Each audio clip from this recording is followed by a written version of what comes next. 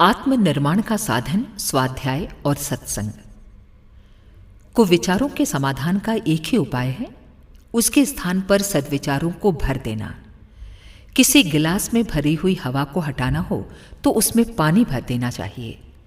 पानी का प्रवेश होने से हवा अपने आप निकल जाएगी। बिल्ली पाल लेने से चूहे घर में कहाँ ठहरते हैं।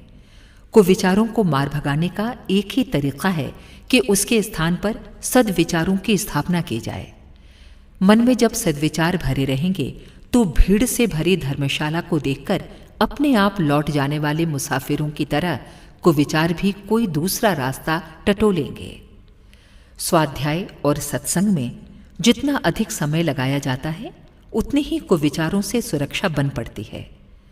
जीवन को सब प्रकार दुख दरिद्र से भर देने वाले कुकर्मों को अपनाने से ही मनुष्य का पतन होता है और ये कुकर्म कुविचारों के प्रतिफल मात्र ही हैं। शांति और प्रगति के लिए हमें सद्विचारों की ही शरण में जाना पड़ता है। इसी प्रक्रिया का नाम स्वाध्याय और सत्संग है। रोटी और पानी जिस प्रकार शरीर की सुरक्षा और परिपुष्टि के लिए आवश्यक हैं, उसी प्रकार आत्मिक स्थिरता और प्रगति के लिए सद्विचारों की प्रचुर मात्रा हमें उपलब्ध होनी ही चाहिए। इस आवश्यकता की पूर्ति स्वाध्याय और सत्संग से, मनन और चिंतन से पूरी होती है। आत्मनिर्माण के लिए ये प्रधान साधन है। संकल्प की, मन की शुद्धि के लिए इसे ही रामबाण दवा माना गया है। अखंड ज्योति, सितंबर 1962, पृष्ठ 12।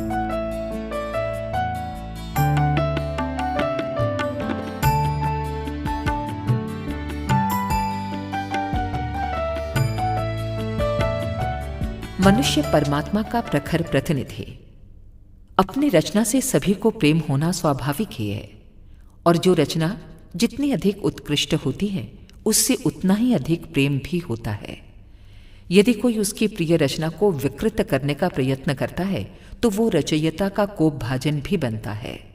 रचयिता को इस बात पर न केवल संतोष ही होता है बल्कि प्रसन्नता भी होती है कि उसकी रचना उसके व्यक्तित्व की अभिव्यक्ति भी करती है।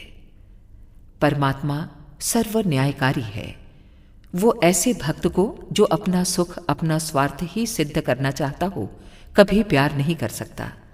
संसार के और भी जितने प्राणी हैं वो सब भी उसी परमात्मा के प्यारे बच्चे हैं। जो व्यक्ति उसके सभी बच्चों को प्यार कर सकता हो, परमात्मा का वास्तविक प्यार उसे ही मिल सकता है।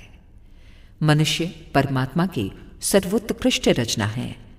मनुष्य को उससे प्रेम भी है जिसके प्रमाण स्वरूप इस महारचयिता की दी हुई महान चेतना और अनंत विवेक उसके पास है।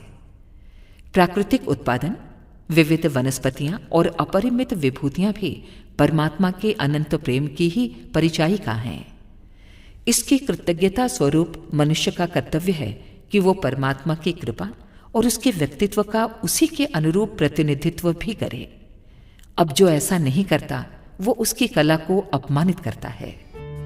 अखंड ज्योति, जनवरी 1966, पृष्ठ 1।